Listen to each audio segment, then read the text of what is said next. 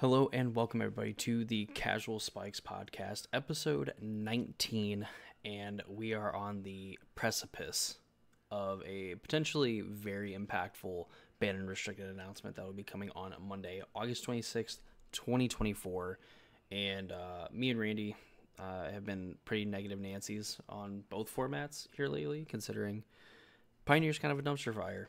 And we have a regional championship we got to prepare for because we're going to lock in and get first and second place. Aren't we, Randy? Yes. That's the copium we tell ourselves. Like every Magic player, we are clearly the best. It's going to be like one of those old like high school where it's like, oh, come on, get in the car. It's like, we're going to get first and second place. They, in fact, did not get first and second place. Randy got 1,254th, and Dakota didn't even make it to the event. And you two didn't make it to the event. You're driving. He ate too many squirrel bites at the Asian steakhouse in Washington, D.C. and didn't wake up until 3 a.m. on Saturday. Oh, I guess that would be the first day of the event. 3 a.m. on Sunday. There we go. You said that. I was like, Saturday's the first day of the event. I don't know if he has time. Well, to be fair, I'll probably be up at 3 a.m. I just won't wake up at that time. I would have already been awake at 3 a.m. That's fair. Turns out going on like no sleep to a constructed event might just be my good luck charm. So who knows? Maybe we'll run it back. Weird flex, but okay.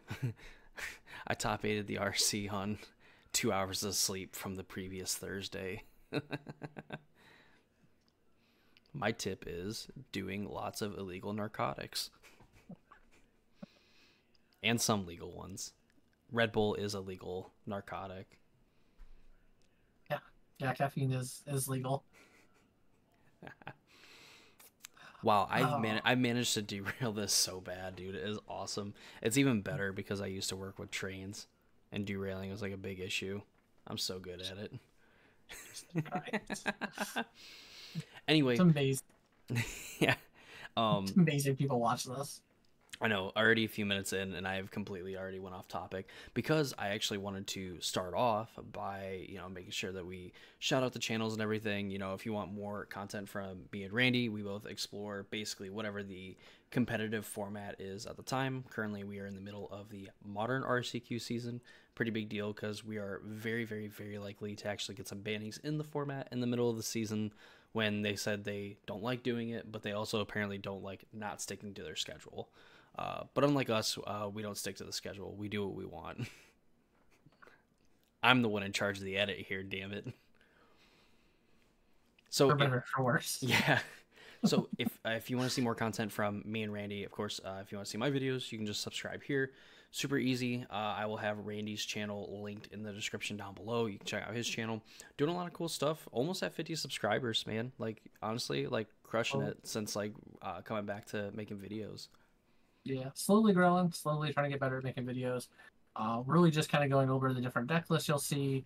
I try to showcase, popular deck lists as well as like fringe ones that are starting to come out of the woodworks, especially with theoretically Nadu being banned here hopefully on Monday. So just kind of showcasing what's going on, what people are playing, what they're doing, and kind of breaking down why they're doing what they're doing. Obviously, I'm not going to highlight every single deck list ever, but I try to keep track of things that are being played, what you're going to see most likely in your RCQs. Obviously, I'm going to get it wrong because for some reason localized metas mean nothing. But you can look at the overall stats and then you look at what you're playing in your local meta. I'm like, I didn't play against a single deck that like has 15% of the meta share. I played against Mill, Zoo, Lotus Field, and Modern somehow, and then Mono White Weenies. And it's like, oh, these decks are real. Happened. Hey, well, hold on. Twiddle Storm's the real deal. I won't accept that slander. Twiddle Storms are only real if your Twiddles are from Alpha or Beta. Change my mind. Go argue with a wall. That's why I want to build Twiddle Storm. Even worse, go argue with a Nadu apologist. Yeah. That's worse than arguing with a wall. So As I kind of stated, in any of that incoherent rambling that made absolutely no sense at all, you were awarded 0 points, and may God have mercy on your soul. Yeah. Shout out to Billy Yeah. Madison, growing up on Adam Sandler. But in reality, of course, with a huge ban and restricted announcement coming up, or at least the potential for a huge ban and restricted announcement, me and Randy are going to kind of go through the Modern and Pioneer format. We're going to give a prediction on what we could see from the list and kind of give a reasoning, and of course kind of give our little wish list on what we'd want to see. I mean, obviously it's kind of a mute point if our wish list kind of lines up with what they could do with the format, but I think it would be kind of like a fun exercise and discussion on exactly pinpointing down some feelings of what should be going on in the format, or maybe like what should be allowed to live, maybe change some opinions on people feel about certain cards. So Randy, let's start with Pioneer, just because that's the, I guess, technically newer format of the two. Yeah. Pioneer, of course, we know, as a little preamble, dominated by 3 decks for a while, and then now it seems that 2 of those decks have broken off from the third one, and then now the first one is broken off from the second one, being Rakdos Vampires and stuff. So Randy, give me some thoughts. What is your prediction for the BNR announcement on the 26th for Pioneer specifically? All right. So my prediction for Pioneer, what I think will actually happen, not what I want to happen, what I think needs to happen, what will actually happen is we're either going to get Vein Ripper or Sorin, the Imperious Bloodlord, is going to get banned, essentially knocking down the Rakdos, essentially 1-2 combo that we have going on. Excuse me. I think realistically Sorin's the one that needs to go, because it limits their design space moving forward if they ever make a Vein Ripper type card again, to where like this card's almost playable. If only it was like a little bit cheaper, it'd be really good. And Soren's like, well, have you thought about me for 3 mana? So I think Soren should go, because it's the whole concept of like, as long as Soren's in play, we can't make essentially aggressively costed vampires, or like things that like you cast Vein Ripper on 6 mana, it's still a good card. It's just not on turn 6. It's not broken. This is what I expect my 6-drop card to do. Vein Ripper on 3 is now insanely broken, and that's the problem we're running into. So I think Soren's the one that needs to go. I could see them banning Vein Ripper. I've seen a couple of different arguments for this, where Soren makes a reason to play vampires, or like to have a vampire sub theme. If you take away Soren, there's no reason to play vampires. So maybe they want to do that. I don't think that's what Wizards gives a shit about, but I could be wrong. I've been wrong many a times before. I'll be wrong tomorrow as well, so it doesn't matter. But I think one of those 2 cards is for sure getting hit. Like, anyone who thinks that Soren and Vein Ripper are both living through this BNR is either living in crazy land, or they're to the point where I almost believe it as well, that there's gonna be no changes in Pioneer. Like, figured out, guys, not a problem anymore. Or they work at Wizards. Yeah, or they work at Wizards. And then I think one of the other 2 cards that's going to for sure get banned is either Amalia with her other 2 names, or Wildgrowth Walker. I refuse to pronounce Amalia. Outside of Amalia. That's how I've heard Andre Mangucci say it, and he is definitely to me the arbiter of correct name pronunciation, so that's what I'm going with. Fair enough. But I think either it's going to be Amalia or Wildgrowth Walker. And then in this case, I think, ironically, as much as I was advocating for Soren to get banned because he's the more problematic child, I think that Wildgrowth Walker should get banned instead of Amalia. Because one, unless they print another Wildgrowth Walker card specifically, Amalia never is broken. She's never going to get up to 20 counters in 1 turn and do this thing, unless like there's going to have to be some very weird cards printed for this to happen. And when we ban Amalia, Wildgrowth Walker is effectively banned too. Like, it's not same play. So I think we should just ban the common, uncommon, whatever it is. Keep Amalia. There is a world where you could see maybe like a black-white life gain type deck where she's getting this incidental value because you had a couple like little like Soul Sister cards out. You play her. Oh, I gained 3 life. I get to explore 3 times. Now she's a 5/5. Type cool effects. I think that we could see that maybe down the road. But she's not broken without Wild Growth Walker, so I think we should just ban Wild Growth Walker. Because, like I said, Wild Growth Walker saw zero play until Amalia was printed anyway. It's not like that. This card was like, oh man, we could almost play it if only there was one more good card. No one remembered that Wild Growth Walker was a card. I forgot it was a card until this deck became a thing, and I played during that standard. How dare you? Show some respect. I lost a lot to Wild Growth Walker in standard. Trust me, I know. But that being said, I think Wild Growth Walker and Soren are going to be like the two actual bans, or the two cards are going to get banned in the BNR, and we're just going to chop off the two heads of the snake and see which Hydra heads pop back up as the new best decks in the format, because Wizards doesn't actively curate Pioneer anymore. Unfortunate. It is. So do you have anything that you think is going to get banned as well? So my kind of prediction, I think, is probably going to be like in the same boat where we're going to see Amalia and Rakdos Vampires get hit. It's just kind of figuring out what exactly is going to go. I actually, in my video, I talked about Vein Ripper possibly being the one to go, because at least to me, I think the more interesting like design and kind of like the reason to have like vampires as like a payoff would be Soren. While you might not be able to print Vein Ripper level like creatures, I think like Champion of the Dusk Mantle or whatever the heck it is, the one that like draws cards for vampires, or like the Nocturnus or whatever, if you have like a curve like 1 into 2 into Soren into play like Nocturnus or whatever, get you some value that way. I just think there's a lot more interesting things to do with like throwing vampires at your opponent's face, putting counters on them, or finding like one good big vampire that like you can put into play, get immediate value as soon as it comes into play, and then it just also kind of fit into like the aggressive game plan. So for me personally, I think Vein Ripper is probably I think on just itself the more powerful card compared to Soren. So I would kind of just like, I'd be fine with like Soren hanging around this time and Vein Ripper going. And then Wild Growth Walker, of course, because I think there's some pretty cool like value Amalia piles that you could probably make that, this is like your payoff for like gaining life, is like, here's like a really big creature that your opponent is going to have to pay life to kind of beat, and you're also going wide on top of, having a creature going tall. So like your opponent can pay 3 life, but now they're staring at like 8 or 9 1/1s and they're at like 12. Like that to me just seems a lot better than like going back to a time where no one was really playing any Explorer cards or playing any payoffs for Wild Growth Walker.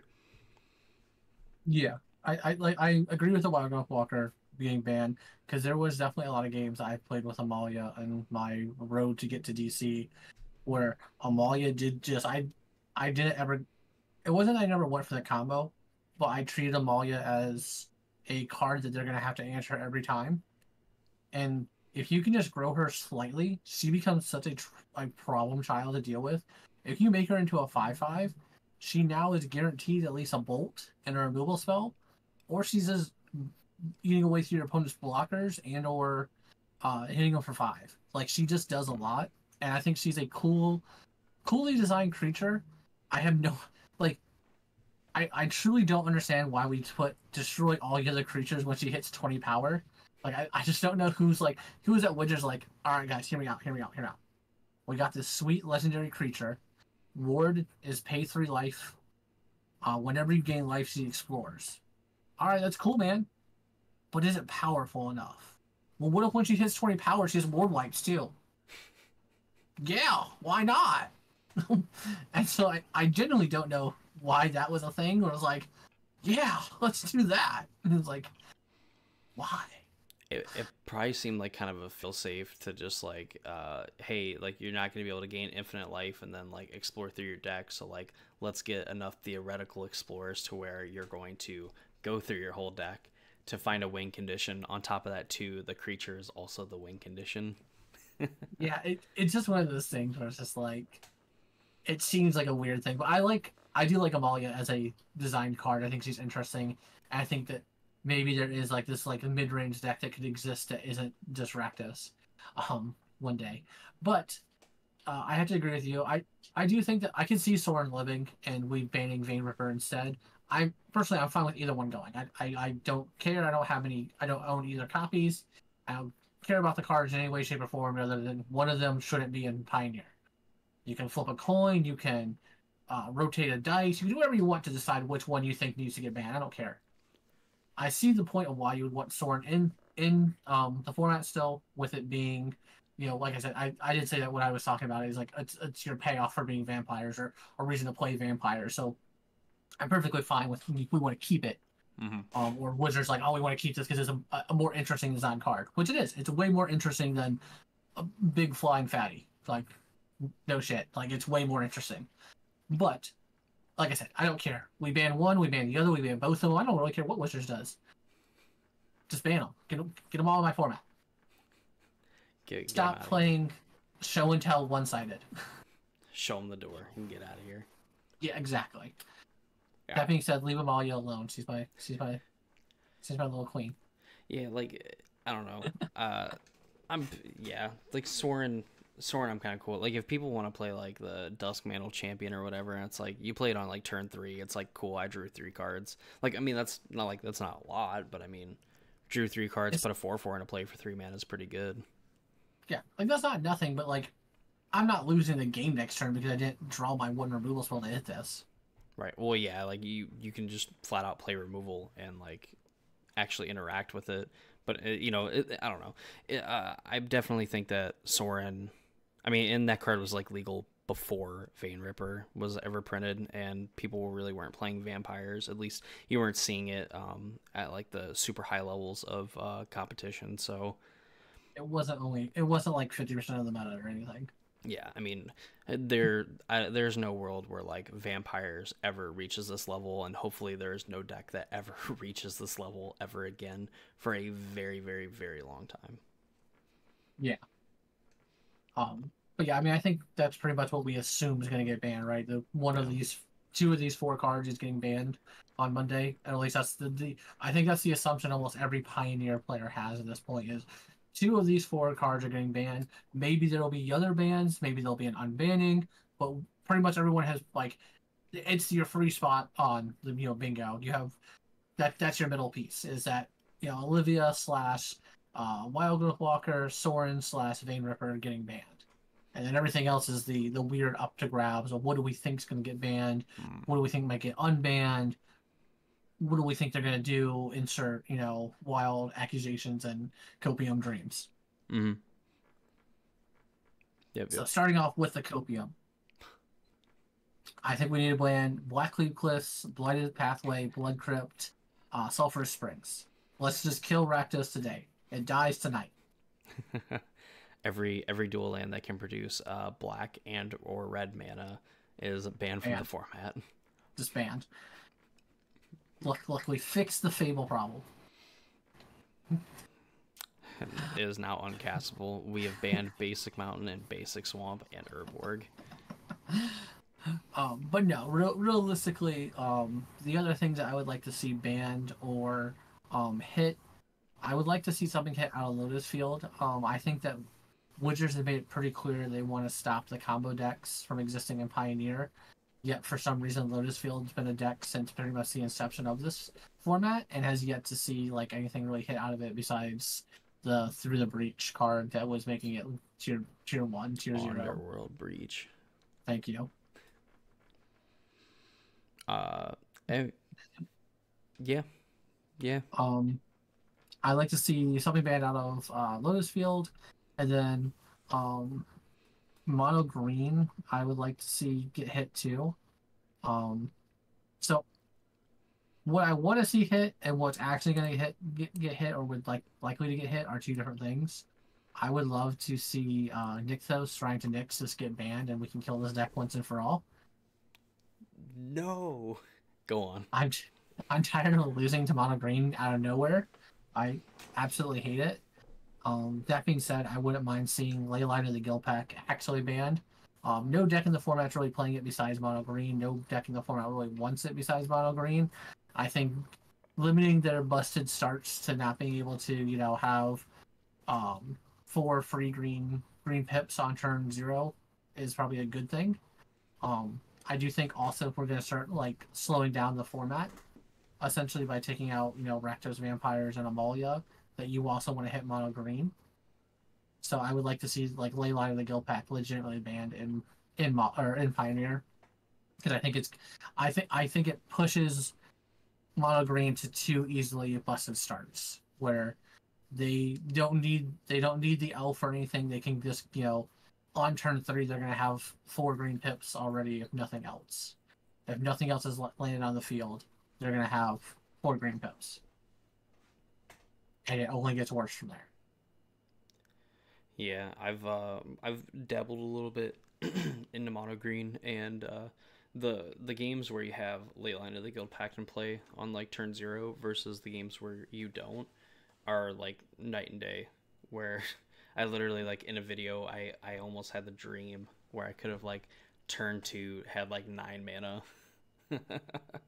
Like, that's just an insane start on turn 2. Yeah, 9 green that's and good. figure it out.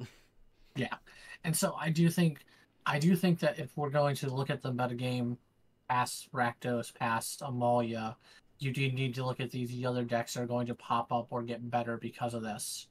Um, I do think it's going to be interesting too, though, because with Amalia out of the format, aggro decks are going to be allowed back into the format, and that's going to be interesting.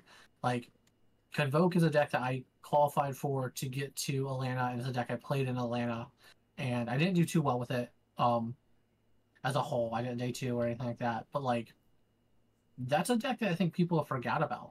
Like, Convoke is super powerful still, and it still has busted starts, and it's gotten better cards. Like, the deck isn't gonna go like with when Amalia leaves the format, aggro comes back, and we haven't had aggro in the format for a minute. Now people are obviously gonna argue this with well, we had the rule decks that were playing, we had the slick shot decks. I was like, yeah, they were still losing to Amalia, and they're hyper aggro.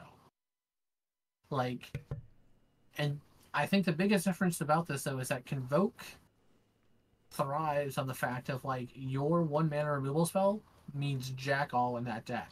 Like, Convoke used to eat Rakdos mid range decks. Like, I beat 2 of them to get my invite to Atlanta.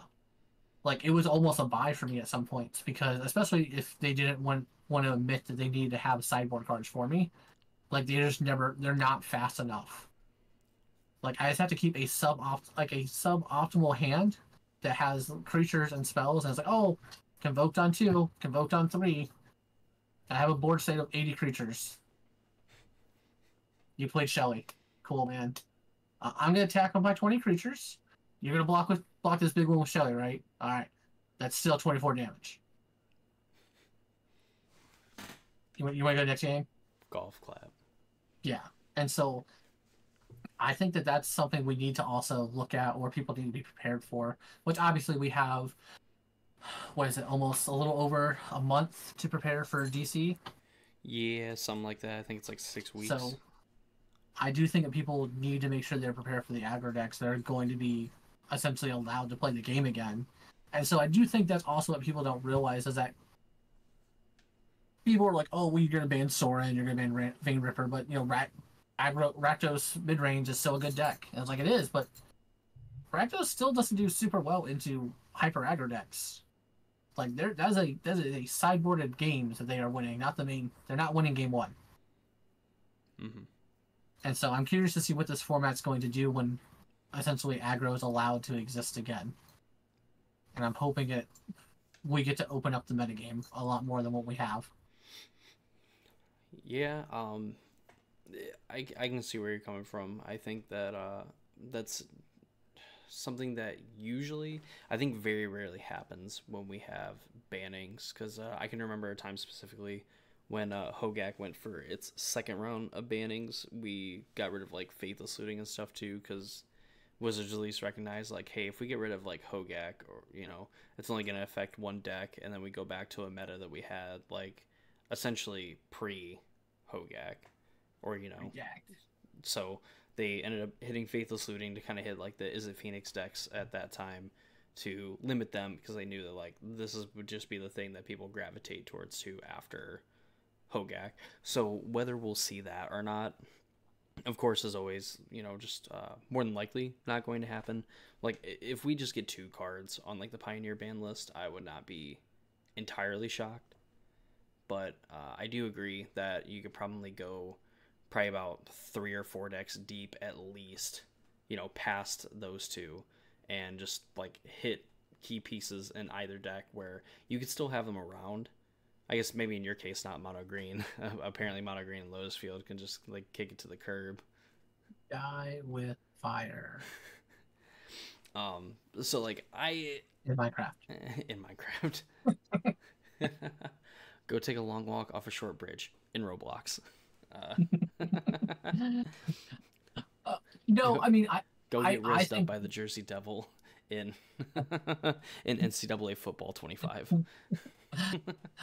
No, I think that we cannot, like, I don't think that Shrine or Nykthos or Lotus Field needs to be banned.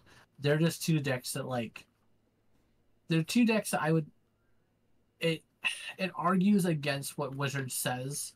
Like, they're like, we don't want combo decks in the format, and it's like, Lotus Field, keep doing what you're doing. It's like, just bitch at me for playing combo at, like, they pick and choose what decks they deem okay, and I don't, like, it's their game, it's their prerogative, that's fine, but, like, I don't like the double talk of, hey, man, we want to ban, we want to keep combo decks down, we don't want them to be taking over, and then it's just like, Lotus Field's been alive since the beginning of this format, you've argued that you don't want combo decks, it's like, I don't know how to answer this question more than Lotus Field is a combo deck that you specifically said you don't want in the format, and you're like, Lotus Field, we want you to keep doing what you're doing. No changes. Yeah, so I think if you end up slowing down the format, like if your idea is to kind of bring it slower, then I think Lotus Field is like a deck that gets better. That said, if aggro decks do come back, like that's kind of where Lotus Field struggles, is because like obviously with any combo deck, you don't want to have to go for it as soon as possible. You want to make sure that there's like as close to 0 margin for error as you can possibly have, and that's just like actually waiting till the time where it's like, okay, like the coast is clear or mostly clear, I have all the resources I need, now I just need to kind of execute it and make sure that my lines are pretty crisp. So maybe if like Boros aggro comes back, maybe if like other aggro decks in general just kind of are able to break back into the format, maybe Lotus Field like escapes like something from this ban list purely on the fact of, hey, like we expect aggro to be a functional thing in the format, more ubiquitous, so we're not going to do anything. But that said, I also don't like taking chances, and god damn it, do I hate Lotus Field. So I understand where you're coming from, because aggro should theoretically beat Lotus Field. In my experience, though, they somehow always fucking have the temporary lockdown on turn 3. They're just like, turn 3, play Lotus Field, float the 2 mana, untap Lotus Field, play temporary lockdown. Yeah, man, I'm glad you had it. Hey, how are you running in your sideboard? I run 1. Well, they also just end up playing like 4 Grazer, and then they Grazer on turn 1 so they can like Lotus Field on turn 2 to like untap their Lotus Field to then go and get like the Thespian stage with the like triple green command or whatever the fuck it's called. Archmage's Charm or whatever. Yeah, not Archmage's Charm. That's the blue one. Archdruid's Charm. Sorry. Yeah. So like, yeah, I guess I shouldn't say that like the fact of like aggro decks theoretically coming back and being a more popular thing isn't going to make it so like Lotus Field like isn't playable, but I guess like theoretically speaking, and that's basically the best that we kind of have, because that's basically what they're going to do, that maybe they're just like, okay, Lotus Field isn't really a deck that people are playing too much of right now, whether that's because of the format or not could be either or, probably because of how the format is, and then we expect like the best archetype to kind of start to come back, because the 2 best archetypes against aggro are now thoroughly weakened or unplayable. So that should kind of keep them in check to where they kind of have to play through it. So I wouldn't expect anything, but I'm with you. Get rid of something. Mhm. I would be happy to see Lotusfield get taken down into the peg or 12 by this banning of Lotusfield, but I don't think anything's gonna happen with it. Like again, this is my wish list type thing of where. Also, I'm kind of torn on whether or not Arclight Phoenix actually gets much better after the bannings. Mm-hmm. So like obviously with when we ban Sorin or Vayne Ripper, Arclight Phoenix has a better matchup now against Rakdos again, to where you're not just like, oh cool, they played Vayne Ripper on 3 and I don't have a creature on board along with Lightning Axe in my hand to answer this. I guess Mm-hmm. I lose. Awesome. Um, so I do think Phoenix becomes more playable with that. Um, but I also think it depends on what we're gonna see rise up. Because um, for example, Boros Convoke, uh, Phoenix had a hard time against Convoke too, where like they had to answer the creature game early. Like they had to have the early answers to like, all right, you played a creature on 1, I need to kill that on 1, so you cannot Convoke on turn 2, type deal. So I do think it's gonna be interesting to see where Phoenix falls in, because like I said, Phoenix does kind of like, despite the fact that it plays 8 removal spells and a creature that essentially never dies, it does have a hard time against hyper aggressive aggro. Like, and so when we have hyper aggressive aggro coming back, Arclight Phoenix is not going to be like this, gets a dirtle for 12 turns like it has been. It has to have those answers fast and early. And that's not to say it's impossible for Phoenix as someone who's played Phoenix in a couple of different RCQs and things like that. You do just like, well, I kept a hand with 3 lands and 8 cantrips and got there. Like you can just do that, but you can also go, well, I kept a hand of 4 removal spells, 3 lands against the deck that I knew was playing all creatures and somehow still lost. Yeah. So it will be interesting. I'm curious to see what's going to happen with the format as a whole. I think that if nothing else, if we get just the 2 bannings of Rakdos Vamps and Amalia, the format's going to change a lot. And I don't think people realize how much Amalia was keeping the format down. Like aggro decks struggled hard against Amalia because they had to both pressure Amalia fast and also hold up interaction the entire game. Because the moment they just, oh, I tapped out, cool man, you're dead. Or even let's say they're not dead, right? There's some reason they can kill a 2020 Amalia. Well, I'm at 86 life. And I just drawn 40 lands out of my deck, so I'm gonna be drawing into pure gas. Your turn.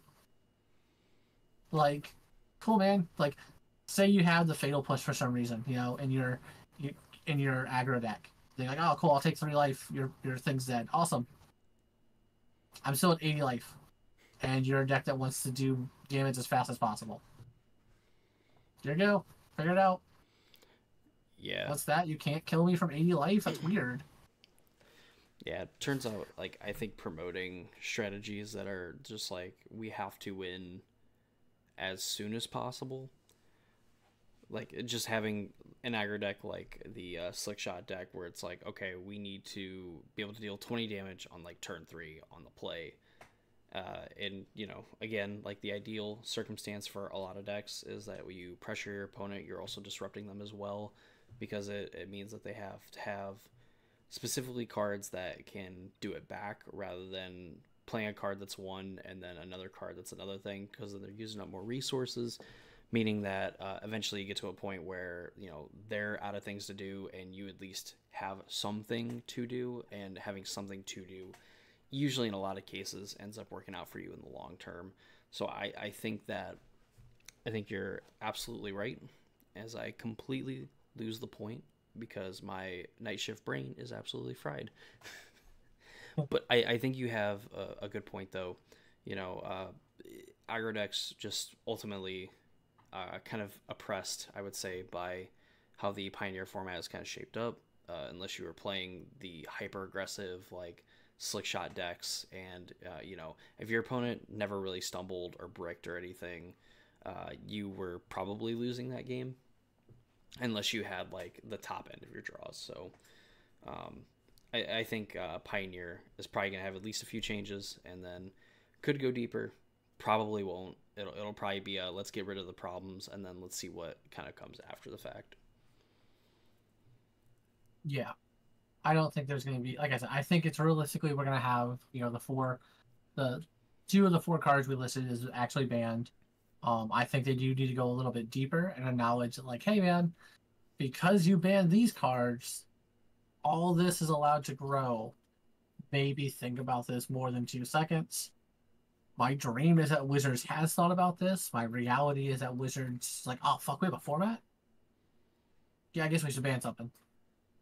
And that's what I think is realistically going to happen. Like, come on, we got Rakdos aggro at 33% of the meta. We're just now finally doing something about it. Like, you let this go on for too long, Wizards. Yeah, we're definitely also opened up to be pretty disappointed by an even lack of changes like further from that. Where I've seen people argue for just either make kind of like the deep cuts, ban like 5 to 10 cards, whatever it is, more closer to 5, and then or you just don't ban anything, and then you wait until after the regional championship and after you get Duskmorn to see where things settle. Of course, we've been saying let's see what happens after blank set, and things have really not changed too much at the top end. So yeah, exactly. And that is what's happened. We've only declined in playability and happiness of players. I want to address something too that I see a lot of people say that I don't think they understand.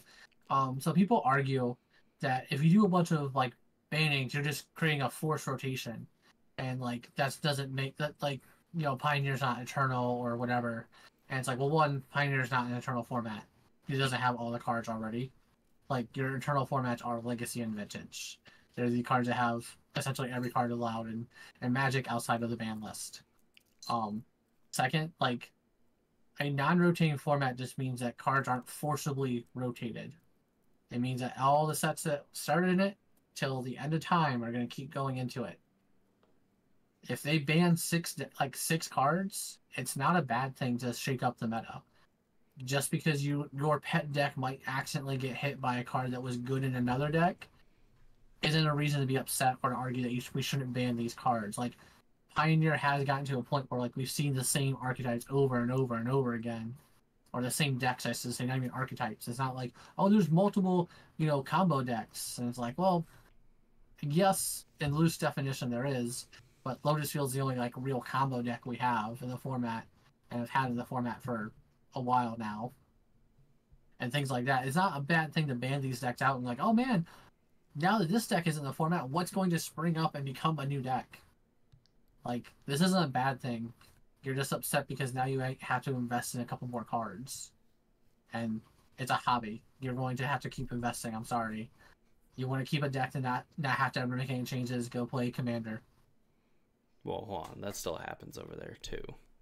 Well, no, it doesn't. Just play with your 4 friends you want to play with, and just ban every new card that comes out. Then you'll never have to buy another card, or you can just proxy all your cards because it doesn't matter. Yay! But this is a competitive format. This is a format that's going to have changes. It's going to have quote rotations because of bannings. Like, sorry. Yeah. Like, your argument for this is not real. Like, the format needs to continue to change and be different, otherwise it dies. Yeah, we have to keep supporting the format somehow, and unfortunately, power creep is undefeated in the annals of time. Yeah. So, I also want a Horizon set for Modern. What do you mean? We have 3 Horizon sets for Modern already. Pioneer. That's what I thought. Yeah, I said Modern, like, You very sick confidently. casual. I am a casual, Spike. I don't know what to tell you. Speaking of Modern, because I think we've thoroughly beat the Vein Ripper horse on the Pioneer format. Modern, I think, probably has like the most slam dunk ban probably of any recent ban list. I'm not gonna say ever, but probably at least within the last probably year, I would think. Yeah. at least year. Um, I think me and Randy can both agree that Nadu is gonna Shuka, is yes. get out of here. Shuka. Did you say Shuko? Yeah. Shuko's getting the axe. Listen, guys, we've been monitoring Modern for a long time, and Shuko's been on the watch list, just like Bridge from Below. I promise you. You can get this off of an Urza saga. It's too good, so we've banned Shuko. We think this will really help out the Nadu metagame. You know it's coming. You know that article is I coming. It's know. already written. It's I'm already written. I'm No. so upset because there's gonna be so many like I'm gonna call them mouth breathers. There's gonna be so many mouth breathers that are just like Nadu's not that bad. Like just ban everything that allows you to target it for free, and it's not a playable card. And it's like, yeah, no shit. Ban every card that has Storm on it, and Storm's not a playable deck. Ban every creature with converted mana cost like 0 through 5, and more than likely aggro is not that good of a deck. Like, yeah, like let's just ban the Nadu. Like, why are we so hard up on like leaving this card legal? Just get rid of it. It's driving pack sales.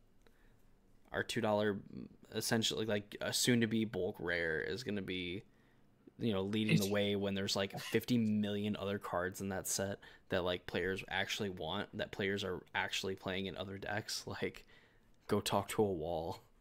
I love that argument. They're not going to ban Nadu because they want to keep selling packs, and it's like I don't know if people understand this, but Nadu was a $10 card when like pre-release happened. It took over Modern. It dropped down to a $5 card.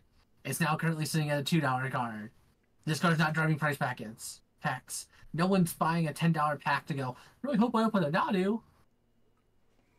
Yeah, and it can't be. I mean, we've probably overstated it. Maybe it's understated with just like how fucking toxic like the play patterns are. Like when you have issues, gameplay wise, with how the deck functions, and then you get into like the macros of just like running a tournament in general. It's just like it checks off all the boxes. It's like all like 90% of all the bad things for why most decks in Modern that are as dominant as it is get banned.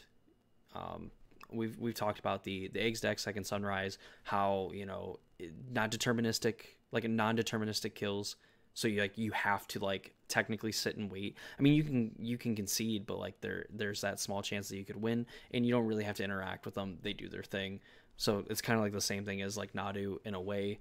And you have tournaments that go over so much in time because the combo is so like action intensive. On top of that too, like it has probably way too high of like a metagame share, has a really high win share compare, or you know, win percentage against the non-mirror matches compared to how much it's actually played, because the more a deck is played, technically the win rate is supposed to go down, or you know, be lower than a deck that has fewer people playing it. Obviously that means that the more, like, you know, if you go 10-0 and you have one person playing the deck, like they have a 100% win rate. But like the fact that we went to the Pro Tour, quarter of the field was that deck, and it was like between both, you know, like 56-57%, and the only people that were even close to touching that, that had like the same amount of decks played, was like around 50%, and they were like not even half the deck list in the tournament. Yeah. Like come on. And then since then, you know, we've seen many 10Ks, 20K events, whatever, that have had at least 4 copies of Nadu, sometimes 5 or 6 in the top 8. We've seen other smaller tournaments where players are playing Nadu and it is still putting multiple copies in the top 8. There's 3 people in the room playing Nadu, 2 of them make it. Like that is like still a very good conversion rate for any deck that's only seeing that many copies, and we see it seeing less and less play, and it is still the top of the metagame as far as like decks that are being played more than anything else. And we see all the crazy shit Boros Energy's doing. Yeah. I will argue that we've gotten to the point where you get to the point where a deck is so good that you're missing out on percentage points by not playing it. So like we've seen this in Modern a couple times where like you'll see it in like Eldrazi, like Eldrazi or Winter was a good example of this. Of like it was such a good deck, no matter what version you were playing, that you're losing percentage points if you decide to play another deck besides that. And we're seeing that with Nadu, where Nadu is so good and so well positioned, where like you can give this deck to someone who doesn't understand how to play Nadu, and they can still fumble their way to victories. And like, it's not a skill game at that point. You're handing this off to an average player, average person, and they're like, "What do I do?" You make some insect tokens. You keep drawing through your deck. Eventually, you just make a million creatures. Okay, and then they're winning tournaments. Going, I won. I was like, all right, that's the problem. When you can give this to anybody, and as long as they kind of understand how to play it, they're going to do well with it. Now, obviously, there are non-new players that go 0-3 drop or whatever. That's also the statistics of how Magic works. Even if there's a tier 0 deck, some number of players are going to go 0-3 drop. That's how all math will work. So, before someone comes at me and goes, oh, actually, I went to a tournament and someone was playing Nadu and they didn't even make it to the fourth round. Like, congratulations. Math was on your side for once. It's usually not against Nadu. Yeah. But yeah, I think that, like we said, the most obvious ban for Modern is 100% we need to ban Nadu. And then we can look at the other cards that maybe need to be banned, maybe should be at least being watched, maybe should be insert, whatever you want to say. With that said, I think we can both agree that like the ring maybe should be on the watch list. Maybe it is too good. Maybe it is broken. I don't think it is. I'll let people know I own 4 rings. I didn't pay $100 a piece though. I was smart enough to buy 4 little boxes for $40 a piece and get them. But if the ring gets banned tomorrow, nothing changes for me. Like besides my Jeskai list now becomes a lot different.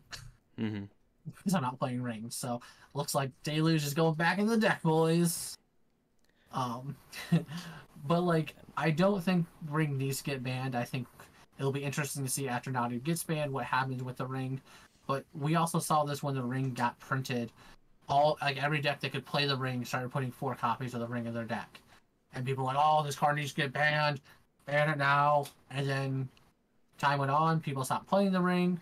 And now we've gone back to an influx of people are playing the ring. And I think it's a combination of people are playing it on top of the card being a $100 card now, where people want it banned because it's restricting them building decks they want to build. Now, whether that's the truth or not, I don't know for sure. I don't have statistics to back that up. But I do think the combination of it being expensive and a bunch of decks are playing it now makes people want it to be banned. I don't think the card's toxic inherently. I don't think it's broken inherently. I think it's a very good card, for sure. And maybe we should be watching it to see if it is just where every deck is out jamming 4 of them. Okay, this is a problem. We're getting into the idea of, Gataxian Probe type card where every deck is just playing 4 of them and then starting with 56 cards in their deck. Yeah, I think. Oh, God. Oh, it hit me. So I have like a theory, and I mentioned it before, where since they put out kind of like a little release that said that they could reprint like Lord of the Rings cards, and the ones they specifically mentioned were the One Ring and Orcish Bowmaster, just because those are, I mean, probably easily the 2 most played cards from that set. And obviously Wizards does not own Lord of the Rings, so there was like a lot of, up in the air, like, well, can this actually be reprinted? Like, does it need to change the name or anything? And they talked about it being able to be printed in like an in-universe set, basically meaning that, not saying we could see it in Duskmourn, but we could print it in like a Duskmourn or like a Bloomburrow set, and it function essentially the same. It's gonna be like what they do with like the Godzilla cards, right? Where like they made Godzilla and it's like walking Melissa. I mean, maybe. I just don't know. And it'd be kind of weird too, because maybe it would be like an errata where like that would be like the name of the card, and if they ever reprinted it, it would like have that name, and then under it would be the One Ring. But I don't know. I'm not sure how it would work, because I don't think we really have a precedent for something like this, because usually it's just been like, here's this card, and then here's like the name, like, or whatever. Yeah, I'm not. I guess I don't know the legality of it because obviously, like we said, they don't own um Lord of the Rings. Like Wizards of the Coast doesn't own the rights to Lord of the Rings. They have the rights to make the set with the Lord of the Rings. Like um, Their IP. thank you, IP. I could not think of that. Their IP, things like that. So I don't know what the legality or what because I'm sure they wrote themselves a loophole, especially if they know like insert card became iconic and good. Well, we want to make up another printing of that because we like money. So like they definitely didn't write themselves into into a wall where like, oh, we can't ever print the One Ring again. It's $1 million card because this card's never gonna be able to get printed again. I should say, there was like the Secret Lair Walking Dead like forever ago. They did Yeah. reprint the Rick card in one of the Innistrad sets, and it's Hmm. functionally the same thing, but I don't think it has like Rick whatever underneath of it. I could probably look it up like super quick, but um, I guess there is like technically a thing that they have done before where they've printed an out of universe card that never existed in universe, and then they've Hmm. reprinted it into an in universe set. So maybe it'll just have like its own unique name. It won't like mention the One Ring anywhere. It'll just work like the One Ring does. And then maybe in like some other products you'll see like the One Ring as like a type line underneath of the name of the card that has been given in the in universe. So, maybe that's something that we'll see, but I think all that to say that the One Ring might survive this ban list or this ban announcement, and will just kind of be put on a WotC government watch list. Yeah, I'm almost thoroughly convinced that Modern's So banning is going to just be them banning Nadu. It's just gonna be them banning Nadu and going, we have some other cards that we're watching, the One Ring and insert whatever other cards they're scared of. I know um I'm a little worried about Ugin's Labyrinth. I think that card is doing ridiculously well. I am a little worried about how well that card is doing as a whole. Um, Now, whether or not it needs to get banned, I'm not saying that per se, but I do think that should be on Wizards, like kind of little like watch list type thing of like, hey man, card's kind of good. Maybe like let's keep an eye on this. But like I don't think we need to ban it today. Like there's no thought in my mind of like the ban list needs to be Nadu and Ugin's Labyrinth. Like I'm not remotely suggesting that. I'm just saying that I do think that's going to be on Wizards. That that a possibility of that being on Wizards watch list would not be crazy to me. And coming up on Monday. calm down, son. It's just a drawing. Oh man, I wish I could. I wish I could find the card. I'll end up finding it at some point. But yeah, I think you're probably right. Modern is more than likely just going to get like one thing. It's going to be hopefully the most obvious thing, and then from there, I'm not going to die on a hill on any card necessarily being excommunicated from the format. Yeah, I don't think there's anything else that's going to get anything crazy that's going to happen or anything like that. But I am curious to see what will happen. Yeah, and hopefully we get some clarity on the format. I guess I don't know. There's a lot of different things that could happen, and I think to your point when you were talking about Ugin's Labyrinth, I think depending on how good like Chalice on one is going to be, I think will kind of help dictate how good that deck is because of how easily it can turn one play Nugin's Labyrinth and tap for 2 mana.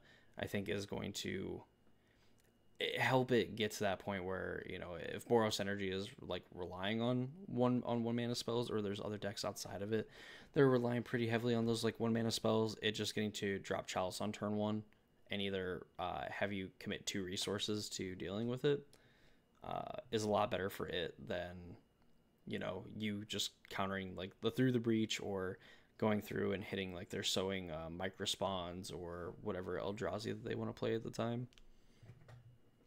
Yeah, I do also think it depends on how good Tronosphere is too. Yeah, Trinisphere also is a pretty messed up Magic card. Being able to play Tronosphere on turn two is also pretty good. My biggest problem though is that Ugin's Labyrinth lets you power out, um, the Through the Breach and things like that. Where I think that's where that deck that really shines Hmm. is with Through the Breach. So we'll obviously, like I said, it's definitely a wait and see. I don't think, like I said, I don't think on Monday they come out and go, Naughty's getting banned and Ugin's Labyrinth is banned. Like no one, like if they did that, I think one hundreds of thousands of people would be surprised. No, Like never. no one would have saw that coming. So it would have been cool. It would be really cool to see because like no one would have had that on their bingo list. But I do think that's another card they probably need to have an eye on. But outside of that, like I don't think there's too much going on in modern that's a problem. Um, I mean, I'm one that's gonna die on the hill that I don't think the ring is broken or needs to be banned. I think it could definitely go on the watch list. Like, hey, we're gonna watch this, see what happens, go from there. But I don't think the ring is just like it needs to get banned tomorrow. I'm also in the same boat where I would not be surprised if the ring gets banned on Monday. But I think I think it's gonna be Nadu banned. We're watching these couple cards in modern. See you next time. Yeah, okay. I can I can get behind you on that. I just mostly want to see the bird go away, please and thank you. Yeah, I think that's what everyone wants to see. Is everyone wants to see Nadu banned. Well, everybody who breathes through their nose wants to see Nadu banned. There are a couple of Nadu apologists, aka mouth readers, that want to go, no man, Nadu's fine. You're just a Magic player. Yep. It's just a really good deck that has like almost 60% win rate in the meta, and just two to And three it months just is not long enough for the meta to adapt to it. It needs more time. it literally it's had a target on its head since the Pro Before it was Tour. released, before it was released, man, we Yeah, knew before it it was was released, fucking people busted. knew it was going to be good. And then it had after the Pro Tour, it had a giant target on its head, and no one's been able to just like, yeah, man, this is what I play when I know Nadu's going to show up. Also, it looks like a lot of the like the cards. So, as an example, like for the One Ring potentially getting reprinted in an in-universe set, it looks like that the Walking Dead cards that were printed in like the Secret Lair forever ago, when they got their in-universe cards, they just have their name. So there's no like, oh, this is like also Rick blah blah blah whatever. It's literally just the like Greymond, yeah, Greymond Avacyn Stalwart, and it's like all the same things as the Rick card. Just any instance of Rick blah blah blah is Greymond. So you're telling me there's a possibility I could be playing 8 rings? No, no, that's not at all what I'm saying. uh And i that's what i I'm would hearing. I would like to think that you could not play Greymond and for Greymond and for Rick, whatever adversary in your deck, in Legacy, but or Steadfast Leader. So It doesn't say that though. look, I'm just going to assume that you can't, and I'm going to be too afraid to ask. And if there's 8 rings, I will probably cry. What I heard is I'm playing 8 rings, boys. You're banned. I hope that in the BNR that they bring back the DCI and your number is hit to high heaven. I hope your DCI number gets hit so bad you can't even play in Lorcana pre-releases. I mean, that's fine. That game's gonna die soon enough. I hope that you then get a rotation of 6 government agents that watch your phone and or laptop to see if you're looking up Magic the Gathering cards. So you can't even look them up. They're just all blocked permanently on your computer. You don't get to play the game anymore. Wow. Go and play Spelunky or League of Legends. You can say those toxic things there. League of Legends is great. It's definitely not toxic at all. Whatever. Give me an interview with Tyler One, and I'll admit to League of Legends not being toxic. Um, maybe. Well, so we have our B&R wish list predictions, so on and so forth. I don't really have like too much more to talk about. I guess like that's kind of like the big thing, and that's gonna be the thing that the community kind of like sinks their teeth into for like 2 days when it happens. So Yeah. I'm trying to think if any other crazy stuff has like happened. Did you see like what happened? This isn't necessarily Magic related, but did you see what happened at like the Pokemon like Worlds?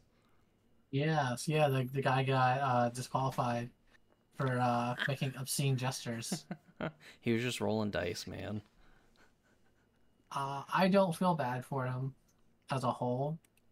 Pokemon is like so Magic is geared towards like it's geared towards children, but let's be real, like the average age of a Magic player is like late teens on up. Mm-hmm. Like the average age of a Pokemon fan is 5. 27, thank you. I'm just saying, like, Pokemon has a lot of younger kids who are real interested into it. I'm not saying that Magic doesn't have young kids interested in it, but you definitely have a higher threshold of younger kids for Pokemon. True, true. Like, also, Pokemon is a lot more simple than Magic is. I'm not saying Pokemon doesn't have any kind of rules or complexity. I'm just saying that, like, I can guarantee if we compare rule books, Magic is, like, about this thick, and Pokemon's about this thick. It's a Uh, pamphlet, some would say. I think for Pokemon like it's just kept like pretty. It's kept pretty PG. simple. Well, I mean PG, except for people that like to make the jerking motion on camera in the middle of the World Championship when you're playing in the elimination rounds. That's pretty bold. Um, but you know the fact that like the interaction is like you're doing things on your turn, Mm-hmm. and the if you can interact on your opponent's turn while they're taking their turn, it's like an exception, not the rule. Where Magic, of course, is just like a you know anything can happen at all times, and you create windows for your opponent when you make certain decisions. Where in the case of Pokemon, like you make them, and then there's like no retort, I guess, in that moment. You just have to wait until your turn. My card says instant. It has to be played on my opponent's turn. Yes, That is that is Magic in a correct. nutshell. But you also don't. Also, no. But I thought that was crazy. I actually kind of wanted to do a video like talking about it mainly because then I can just show a video of someone literally doing this when there's like fucking thousands upon thousands of people like watching the live stream. But I thought it was kind of an interesting thing because like yeah, like I think if you did that like in Magic and you're playing in the World Championship, oh yeah, like you're definitely gonna get into trouble. But you know, like if the camera wasn't on them, you know, do you think that it would happen? I don't know. I think my biggest problem with this is like I don't understand the purpose of that motion for that like interaction, right? Like I don't understand that motion that you're doing for winning a game.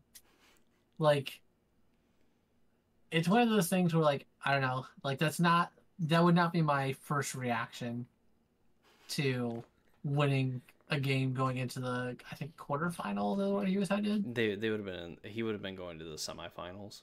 Semifinals. Okay. I was not sure where he was headed. I didn't I paid enough attention to know it happened and not enough attention to where he was going to be going.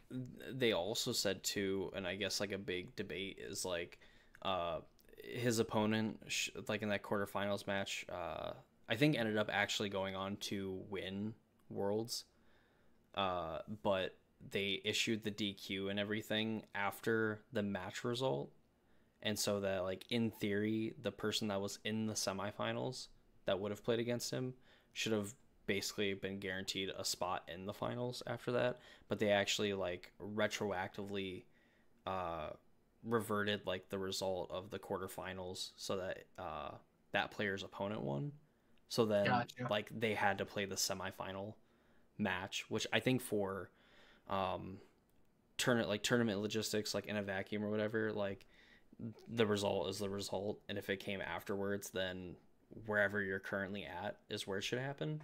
But I think for them being on like the world stage, it's easier to like, well, we'll be able to show two semifinal matches and then a finals instead of one semifinal match and then the finals. The finals. So I 100% think that was content driven more than like probably what should have actually happened, like you said. And it At makes least the argument for it.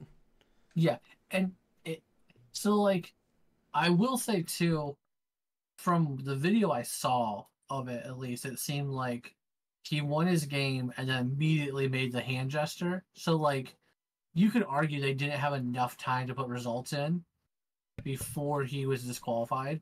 Mm-hmm.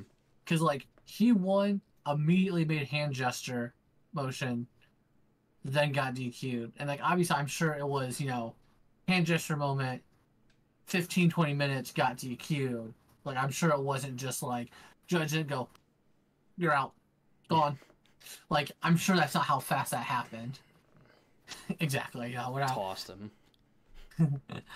So I'm sure that's not how fast it happened, but I get from like the logistical standpoint, you can argue that if like these people are here watching, they want to watch the top 8, not one of the top 8 matches and then the finals. They don't. People want content, and so like whether it's right or wrong, I'm not going to sit here and argue, because ultimately it doesn't matter in the sense of like Pokemon owns their game, so if they say this is what's going to happen, this is what's going to happen. Like. Go ahead, go fight the people who make the game and tell them they're wrong. Let me know how that works out for you. Hey, man, you're wrong. Cool, man, you can't play in tournaments anymore. What? Yeah, weird. I don't know how that happened. Crazy. Anyway. You ain't even allowed to play in the League Cup. It's just like, get out of here. But, so, like, I do think it's crazy that happened. I did not know that happened, though, where, essentially match result was in, then he was banned or disqualified, whatever, and then they made like I 100% understand the guy in the semis where he's like, I should have just went to the finals. Like I lost out on insert amount of money that he was playing for. So like I get that. I 100% understand that thought process of it. But at the same time, like I understand also like if I'm a business wanting to promote my game and this is like, this is their World Cup, I'm going to do whatever I can to get the most content out of this. Like, it makes sense. Like, for better or worse, I think I agree with Pokemon on this one. For at least for what we just discussed with the having the other guy move on to the semis. I think that makes more sense. Now, that being said, if I was the guy in the semis who just wants my competitor to get disqualified, I'd be fucking pissed. Like, dude, I just lost, $10,000 theoretically because content. It's like I get it. Like I think that he, she, it, him, whatever pronouns are, deserves to be upset by that call and judgment. 100%. You have a right to be upset, but you're never gonna win that fight. It's just not gonna happen. Like content is what's driving, is the reason why this tournament's going on. The more people they can reach, the more they can keep this going, the longer they're going to keep doing tournaments.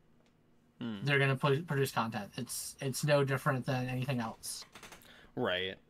Even though, I don't know, I definitely would have liked to kind of see some, like, tournament, like, I guess some kind of, like, tournament etiquette upheld. Like, obviously, like, because in Magic, because, I mean, it was kind of weird when in the Pro Tour MH3 that like Bart versus Javier where like it was deemed that Bart cheated and they just retroactively reversed Javier's loss into a win and then DQ'd Bart and then obviously it ended up changing the tournament because then Javier ended up making the top 8 and really had a pretty good shot of at least going to the semifinals, and then some unfortunate things happened and a bird wizard clubbed him over the head and tossed his ring into the river. But I think I would have liked here that if the players already like signed the match slip, they agreed to it, whatever, regardless of the precedent that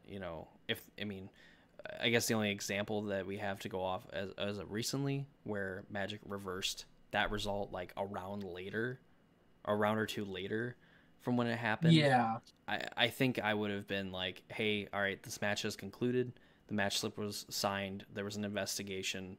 This player's DQ'd. Probably not impossible to go back and do it, but I think I would have liked to have seen just like, hey, you know, your semifinal opponent technically got DQ'd because they won and then got disqualified. Plus, they're not getting any prizes either. If you get DQ'd, you do not get prizes, apparently. Yeah. No, I think that's well, because it takes a lot to get DQ too. Like, I mean, usually it takes a lot. What? Not if you're a dumbass. Turns out low IQ will always trump hard work. Whoa, hey, hold on. I'm not gonna let you badmouth I think his name's like Ian or whatever that ended up doing it. Like, I don't. I guess they're like a pretty. I want to say like a decently accomplished like Pokemon player, like a very very good like Pokemon player, and just I don't know, I guess made a bad decision, or you know, had at least like a reasonable reason for why he made the jerking motion on stream. Low IQ, once again trumping hard work. Nah. He did all this hard work, got into the World Cup, which is not easy to do. He got to the top 8, which is not easy to do. He won the first round of the top 8, which is not easy to do. And then low IQ moment ruined it. Low IQ, once again, trumping hard work. And it's kind of crazy that like his opponent in the quarterfinals ended up actually going on and winning the event. Mm-hmm. It gives me dodgeball vibes, like when they lost to the Girl Scout troop, and then the Girl Scout troop got DQ'd because of steroids, and then they ended up going to Vegas. Soak it, LaFleur. But yeah, that was like a crazy moment. I kind of wanted to make a video on it. I'm like, I don't know where to like go with this from here. Of course, there's like some cheating stuff that came out of there too. Like I think it was like during the Swiss, there was like a video of some people doing some sleight of hand trickery during their tournament. No, the sleight of hand is a bad card. Why would you play it? Oh, it's got like this really cool art they're handing out at RCQs, but it's a bad card. Hey, look, I'm just I by the time RCDC comes around, I'll have my playset for my Phoenix deck that I'm gonna end up being forced to play. Oh yeah, that you'll be forced to play. I'm gonna kick you off of Phoenix, man. I'm so sold on that deck. I love Phoenix so much. That's fine. We're running back Convoke. This time it'll work for sure. Whatever. I hope you get caught doing illicit motions on stream. Well, in Minecraft. I don't. I just stream Minecraft first. To be fair, I don't even know like how crazy that is, and like this has been like sort of kind of derailed because I'm good at that sort of thing. But just like how crazy it is that people just say like wild shit, and then they just follow it up with like in Minecraft, and they're like, I can't get in trouble for it because I wasn't being real. I was talking about it in a video game. You know it doesn't work, right? Like there's still like intent of like the threat. Yeah. Yeah. Like there was a cop. It was like some dude or whatever was making like threats to like this cop and like his family or whatever, and I think he had sent him like this guy messages, and then I want to say that like in the messages he sent like in Minecraft or in like whatever, like in a video game, and when they actually went to his house and like arrested him, I think that was like one of his defenses was like, well, he didn't like actually mean it. He said like in a video game or whatever, and like that was like his posts were like, oh, we should go like burn down this person's house like in Minecraft, like we should also go like murder his family in Minecraft, and that was like his defense was like, I was talking about a video game. Jesus Christ. Even though he was like vehemently making threats and like doxing this person in real life. Moving back to Magic real quick. Oh yeah, I hope Nadu takes a dive off of a cliff in NCAA football 25. To talk real quick on Legacy, format that I don't keep up with enough. Really hoping that we see Grief get banned in Legacy. They've only been calling for it, I think, since the inception of that card. And Wizards has just been like, you good? You good. It's like that Sylvester Stallone meme. I think it's like from Yes. Rambo. He's like, Yeah. like that's the legacy format. Uh, so without knowing anything, that's not true. I know stuff about Legacy, but without being too delved into Legacy, realistically, I think they need to ban Grief, Psychic Frog, and probably Keep the frog. I love the frog. I'm a big Jesus fan of. Christ. I'm a believer of the frog. Uh, Realistically, though, I think that Grief, Psychic Frog, and probably the other card, the Up the Beanstalk needs to be banned. Well, I just want to see Up the Beanstalk banned in multiple formats. I mean, I'll give it to you. But I do think that Grief and Psychic Frog need to be banned in Legacy from the little bit of chatter I hear about Legacy. Pretty much it's Grief has been called for bans for the last, I think, 22 ban announcements. And which is just like, Legacy's good, right? How crazy would it be if they're like a psychic frog has seen too much play too quickly, so we're banning psychic frog and then no other changes. We're really keeping think Grief in the format to keep psychic frog in check. I genuinely think that if Legacy gets another basically like no banning of Grief, the Legacy community itself might just ban Grief. They're just gonna start doing checks at their fucking events, going, "What deck you playing?" Yeah, that card's banned. But I don't give a shit. That card's banned. Yeah, they'll Play just someone do else. they'll just do what like people have been doing with the modern format, where it's just like we're running a tournament, but like Nadu's banned. Like it is not legal here. Do not play it. Yeah. But That'd be hilarious. I kind of hope that there's like some I don't want to call it karmic justice, because the karmic justice would be Grief gets thrown into the sun, but no, I do think that Grief is finally gonna hopefully get the ban here in Legacy. all right, that's fair. And you're probably right. Psychic Frog is probably going to go. I missed Psychic Frog in my video just because I thought Grief was like the only thing that like I know for a fact players did not want. So looking at the last 32 player challenge,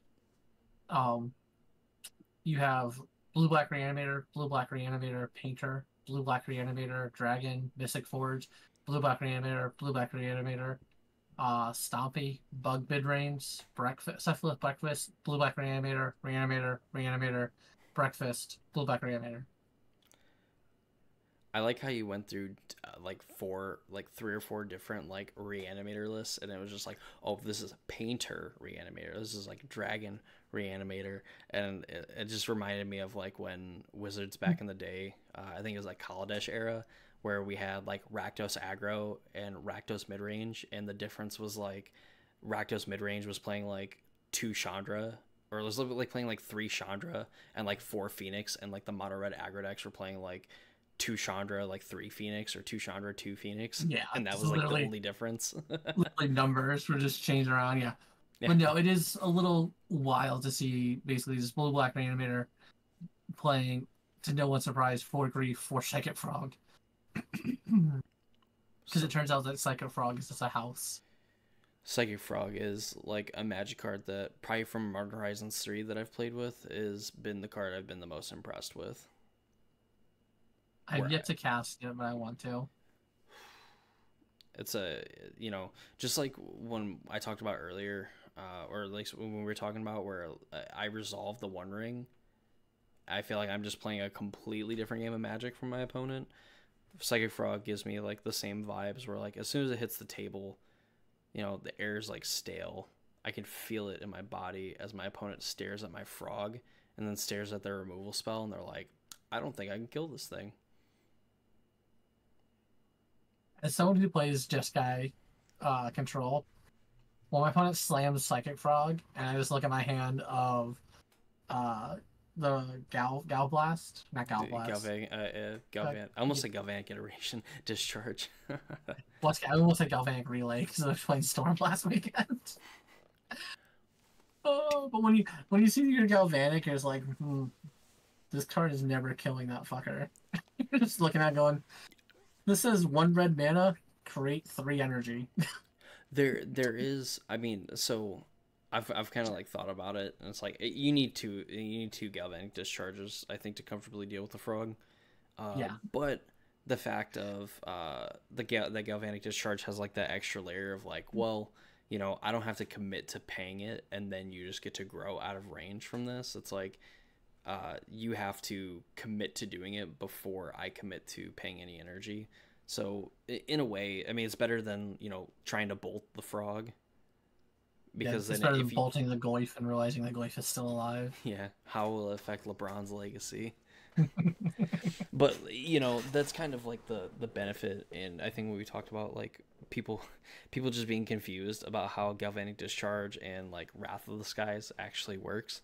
But definitely feels better to discharge a frog than it is to bolt a frog, just For because sure. eventually you'll be able to take it down with a galvanic discharge in short order. All right, hear me out. What if we, instead of playing Jeskai One Ring, we play Esper One Ring? So we can play frog. Yeah. Just splash black. Just play like a Grixis Triome or something, like, or no, you need white, blue, white, black, the Esper Triome. There you go. Second frog. So bad. And you know what? Playing the 4th color will help you, because then you can play like 1 or 2 prismatic ending, and then you can actually prismatic ending the One Ring. Big brain plays over here. See, like, imagine being able to play like a Psychic Frog on turn 2, into Flage on turn 3, and a Ring on turn 4. This just sounds like Blood Moon is fucking my day every day. Well, you're also casting a blue-black card into like a red-white card somehow. That doesn't seem that hard. Maybe for, fancy pants Rich McGee over there. Look at me, I own like 12 Misty Rainforests. It's 8. Only 8, my bad. Mr. Moneybags. Well, yeah, it's because I was foiling out rhinos before it got banned. That's true, and you've essentially like bankrolled every constructed format that I've went into between this so far this season and last season. So That is wild to think about. But Pioneer's really cheap, guys. I gave him Phoenix. It wasn't like I gave him Rakdos Vampires to play. Here's Vampire. You want to play Vampires? You want to play Blue-White Spirits? You want to play Gruul Aggro? You want to play Gruul Boats? I can help you play Gruul Aggro, or any of the mono red version, like the red version decks. I can help you build those. I can help you build. Technically, I can help you build Nimbizit. I can help you build Amalia. Dude, Phoenix is I'm in on Phoenix. I'm in for it. All right. Well, if that's what you end up playing, you can probably borrow most of that deck. Well, I'm gonna look forward to what the announcement and what the format looks like after Monday, because I think at that point I'm gonna start creating a list of decks that I want to play, and then just trying to test them and see kind of how I feel about them. We'll tech out from there. Yeah, I would say you can probably expect a lot more Pioneer from both our channels here coming up, because both of us are qualified for DC. We're both traveling together to go to DC, so obviously we're going to be testing together for DC. So hopefully we're going to get some videos together of us play testing as well. So you can look forward to our dumb hijinks and off the rail topics as we're trying to cast spells and take serious takes. Boy, I cannot wait to misplay so hard. That's my like your MO. I guess my MO. I don't know why I was gonna say motto, but like that's like my MO. It's just like very clearly like, oh hey, like we saw the line like 8 feet deep, but we didn't see the thing on the surface that kills us. We just crawled into the hole and buried ourselves. Listen, I like to draw my card for turn. Have 2 cards in hand. I like to go to combat and attack with Hazaret. Hey. I would only wish that I could get to that point. You know, if I wish I could be so honored to like misplay in like the top 8 of a pro tour on camera. That would be peak. I granted I probably don't want to do that because at least if anybody that like knows me like sees it, or now that my channel is like relatively popular, I guess all things considered, uh, I wouldn't want them to be able to like catch me at an event and be like, "Hey, didn't you?" And I'm like, "Yeah, I did it," and I have to pretend like I did it for content and not the fact that I'm an idiot. Look, you just need to do what I did. You need to go win Apex's series event and just look good because you were god tier lucky that entire event. Yeah, look at me playing rhinos. I was playing Rhinos before it was like tier one. Hipster. We were playing Rhinos and I was playing Thrun the Last Troll on my sideboard as a game tech against the 4-color Yorion decks. Hey, I was playing Thrun and Yawgmoth. That was legit. I love Thrun. Thrun was my. I got to cast Thrun against a 4-color Yorion player. They read it 3 times and go, I can't kill that. And I'm like, I know. That's why it's in the deck. I've there's been like 2 times in my Magic career where I've put a mostly unplayable 4-drop in the sideboard of my base black deck, and it has been fucking amazing. Anytime that I've played it, it's been Thrun the Last Troll in Yawgmoth, and then it was Jace the Mind Sculptor in Grixis Shadow.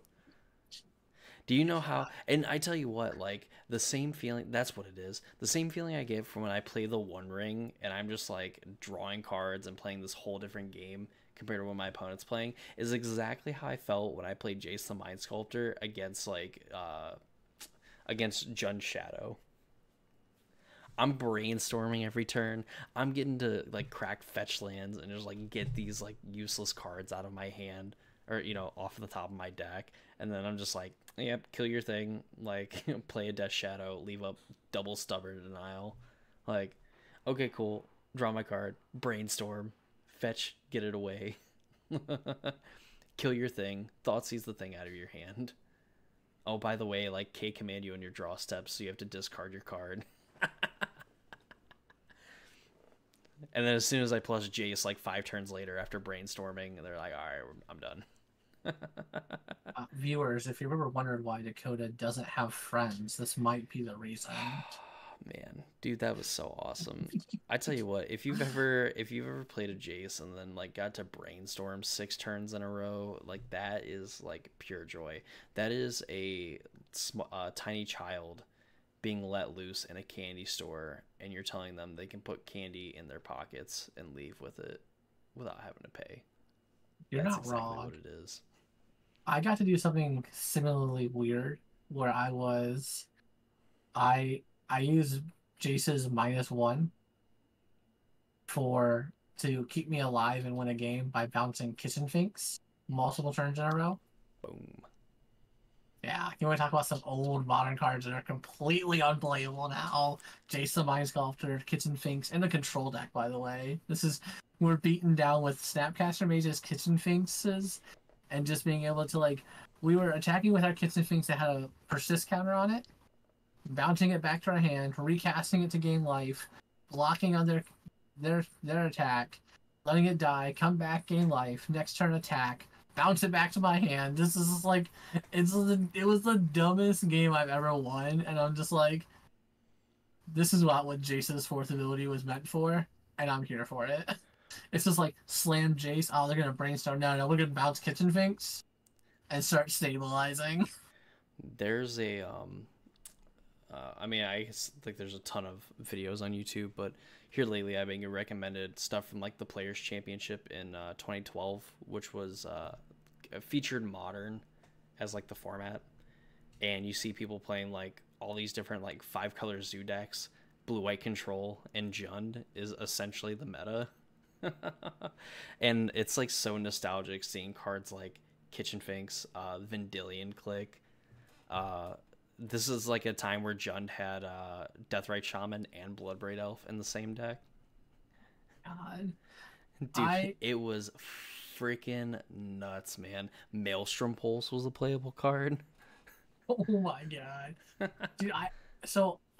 I mean, I'm not old, but like it feels old to say this. I remember watching a game. This is back in like standard.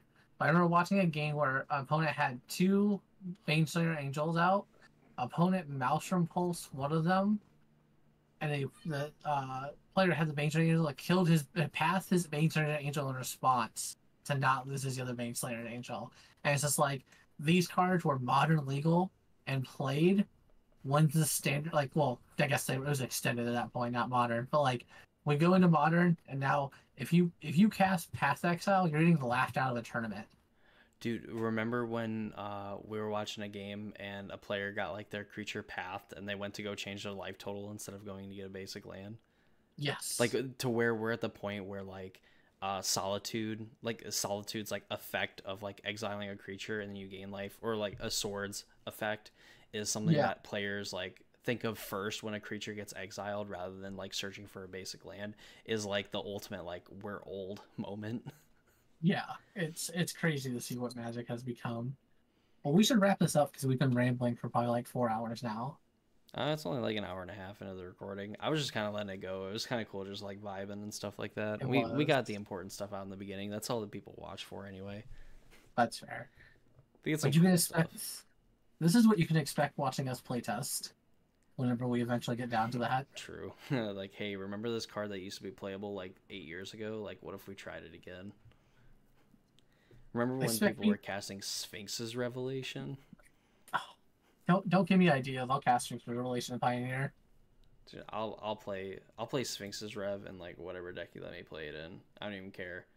If it's draw 20 cards from an 18 card library or win the game, sign me up for drawing 20 cards from an 18 card library. I miss that standard. Dude, I don't know if so I don't know if I would want to play that standard, at least I guess probably later in its life cycle, because like M15, yeah, like M15 and whatever like Theros set that was like before it. I think Board of the Gods, something like that. Like that, just like miserable, where people were literally just like Elixir of Immortality, shuffle all my spells back into my deck. Like I'm gonna Sphinx's Rev for like 10 on your end step. Fuck yeah, dude. That was my jam. Oh, untap Elspeth Sun's Champion. Leave up instant speed Verdict if you can somehow kill me. Like that's just like that's sick. And like Mono Black Devotion, or like Mono like, not really Mono Black Devotion, like Mono Black like Pack Rat and things like that, or like Orzhov mid range. That would just, you can keep it. As much as I would want to play with Sphinx's Rev, I don't want anyone else to play with Sphinx's Rev, so I guess we're not playing Sphinx's Rev. Wow, that's what it was. Okay, yeah. So I played the band the band mill you out with Nephalia Drown Yard, one black blue land water grave. Yep. Um, I had a sideboard tech, and I don't know if I was the first person to do this. Um, but Sands of Delirium. It's from M13 Artifact. Sands of Delirium. Yeah, What does it do?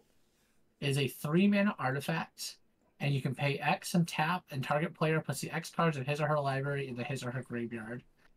I was running two of these and won so many games at SCG tournaments and stuff with this, because my opponent, I would like, because like turn 3 in that deck was not important. You're Mm-hmm. still setting up, and just like if you just go Sands of Delirium, they're like,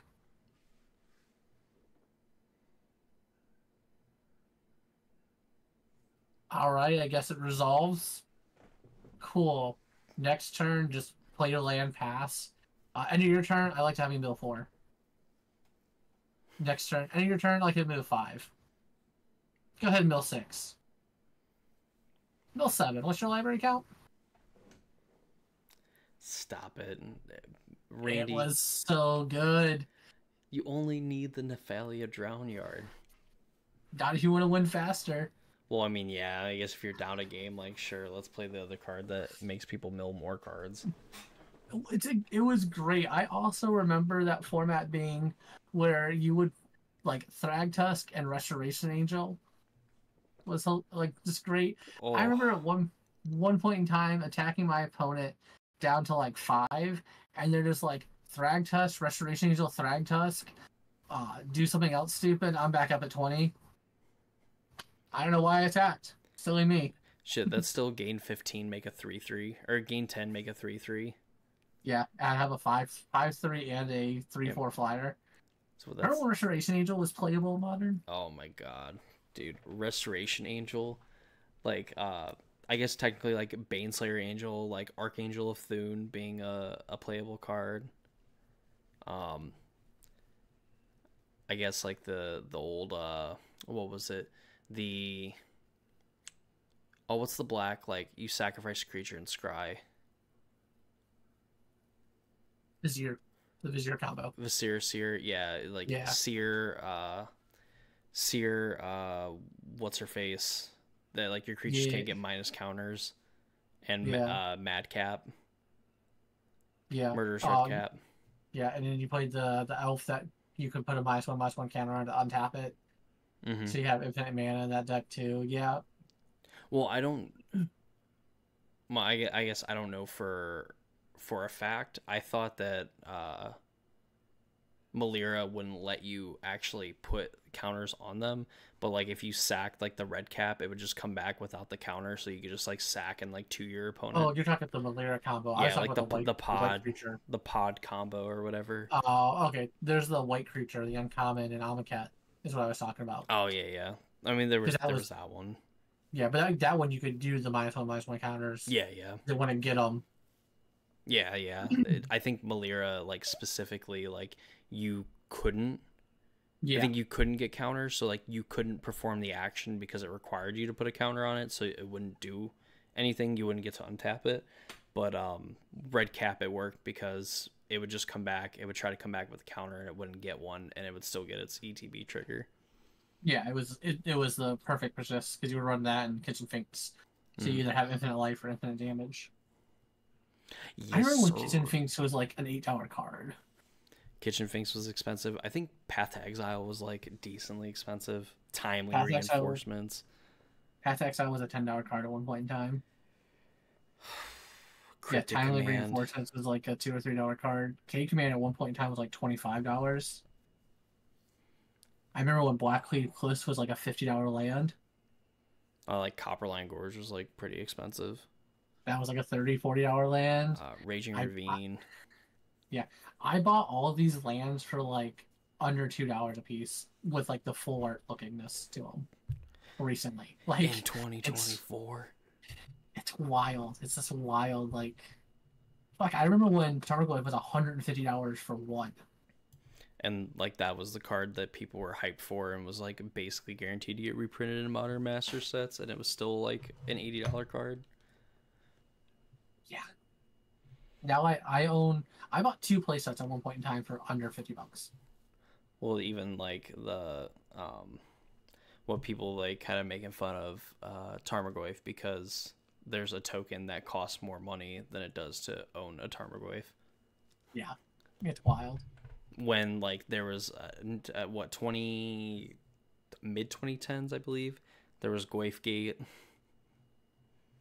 Yeah, yeah. When he took the foil Goyf Yeah, over Pascal the burn Maynard. spell. Yep. Yeah, Took the foiled stamped PT stamp or G, I think it's GP stamped Tarmogoyf over taking a burst lightning for his red deck.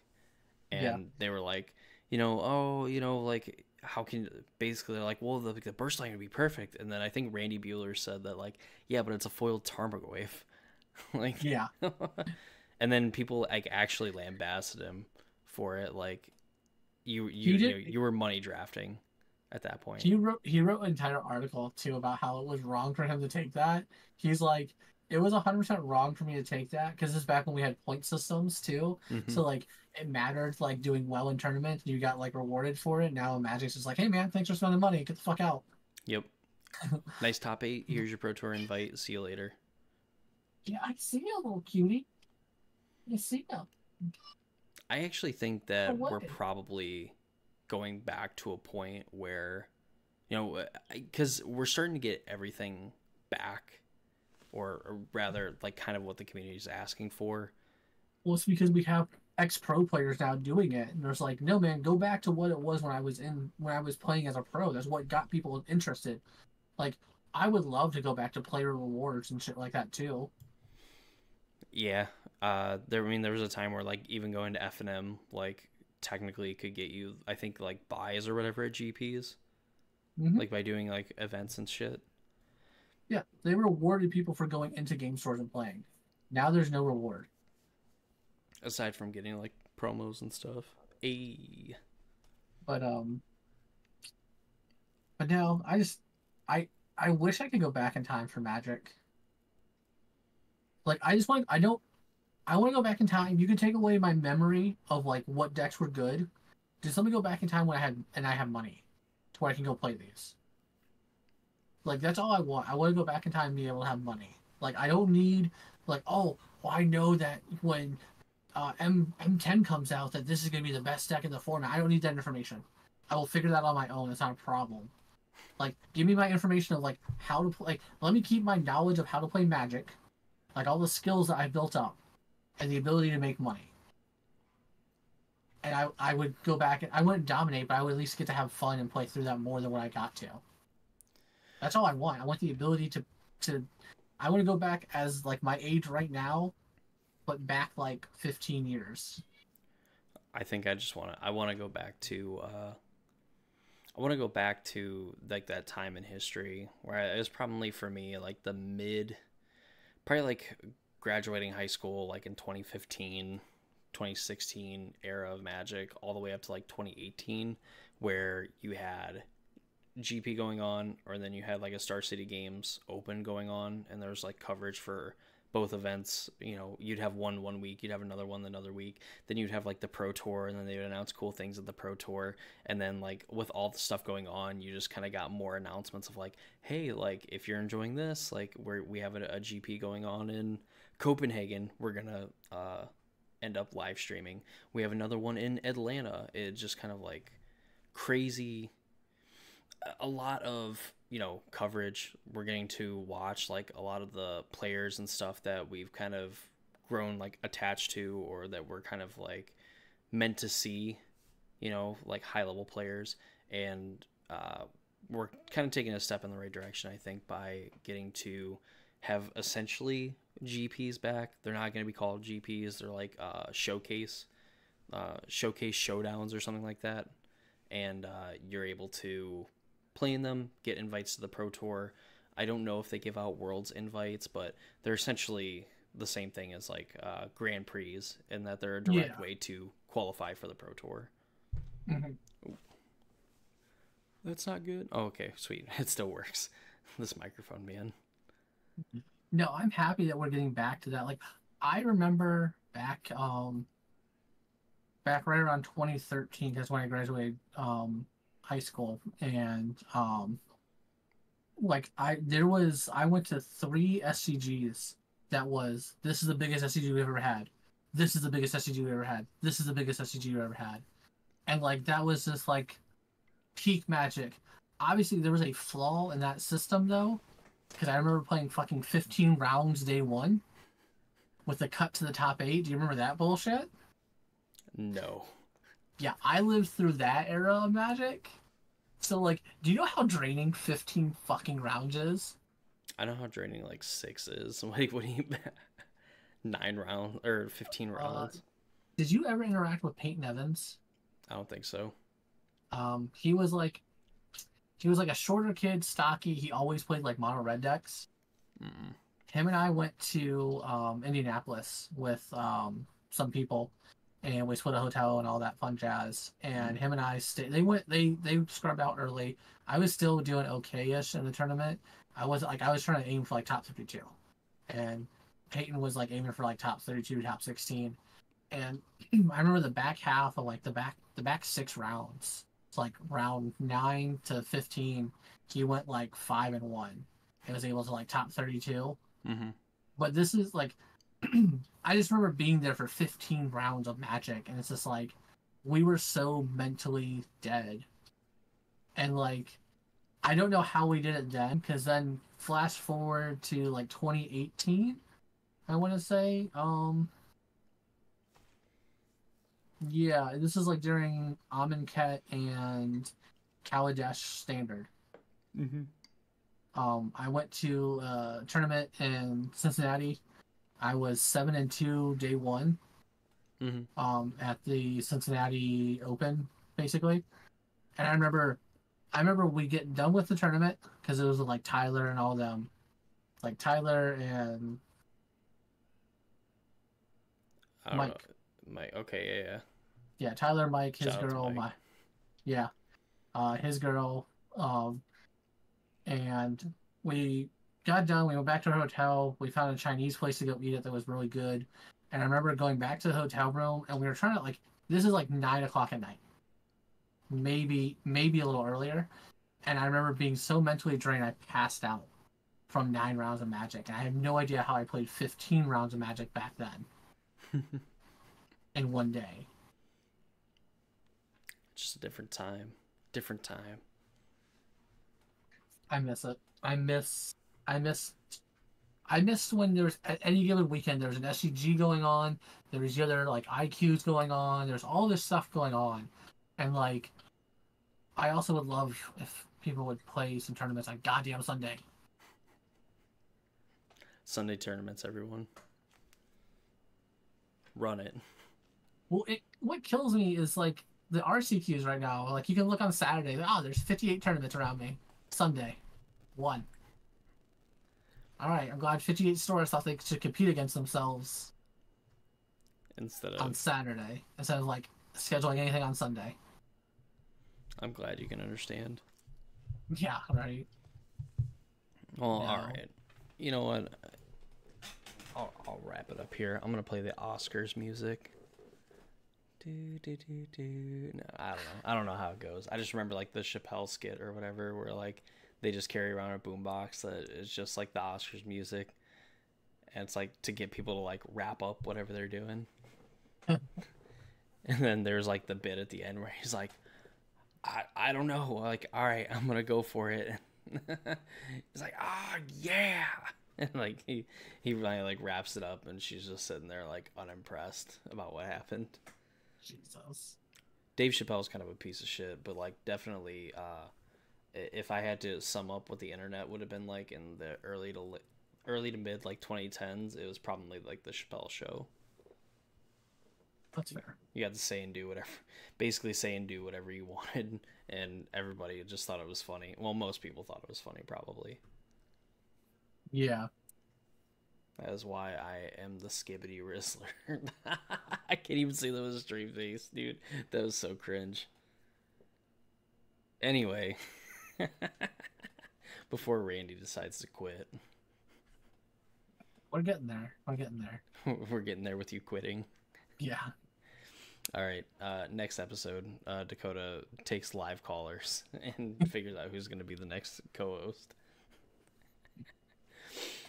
Oh, well, all right. We've rambled enough. I think we got some pretty cool stuff in here. We can end up like throwing in to the title, so that's gonna be kind of nice. Oh, yeah. But yeah, thank you all for watching this episode. Listen to us kind of ramble on about bannings or potential bannings, and you know, the old days of Magic, and some honestly some pretty wild things that have kind of happened among most of the TCGs here in like the last week. Pretty cool stuff happening. But of course, if you want to support, well, if you want to support us, really, you know, you can subscribe to this channel. You'll see a lot of my, well, all my videos and stuff here. Randy's channel will be in the description of this video, as ways to be able to find it. Go and support him. He's doing some really cool stuff over on his channel, putting out some pretty good videos. And you know, let's try to get him to 100 subscribers by the end of the year. I think that'd be kind of sweet, a cool goal to shoot for. Yeah, I mean that's definitely what I'm hopefully on track to do. I mean, either way, I'm gonna keep pumping out videos, keep doing what I'm doing. slowly grow, hopefully over time. But no, like I said, if you want to keep up with what's going on in the RCQ season, that's pretty much what I cover most of the time. Obviously, I'm going to be focusing a little bit more on Pioneer, especially after the hopeful bannings that are going to come out. But even if for some reason they go no bannings in Pioneer, I'm still going to probably focus on that and try to figure out a way to break the format or break break Rakdos's stranglehold on the format to some degree, so I can take home that trophy in DC. Amen. Speaking of DC, we're planning on doing a Casual Spikes episode in DC and things like that. So that'd be something pretty cool to kind of keep an eye out for. And I'll probably do some extra recording in DC to kind of get something, because I kind of want to do some kind of like a vloggy like type video, something like that. I think that'd be kind of fun, even if it's like a 2013 kind of thing. I think it'd be something pretty cool to document. Yeah, it'd be fun. We can definitely document, the Casual Spikes at DC. Look at that. What's your record? We're both 0-3. Look, I got the hat for it already. We're good. I think technically not dead for. Oh wait, yeah, technically not dead for day 2, but we have to rattle off 6 wins, and I was late for continental breakfast, so like it's not looking good. I've already signed up for the the Sunday 10K. I've decided to shift gears and be an EDH content creator. top 10 commanders you should be playing right now. All of them are Glarb. Jesus. But all right, that's gonna do it for this episode of the Casual Spikes podcast. Hope y'all enjoyed it. If you made it to the end, let us know down in the comments down below. Of course, leave any questions, thoughts, opinions on the podcast. I would love to hear your feedback, and I'm sure Randy would as well. Subscribe to the channels, do all that fun stuff, show your support. Let's hit some big milestones and kind of keep this thing going. Yeah. Well, see y'all later. Bye. Bye.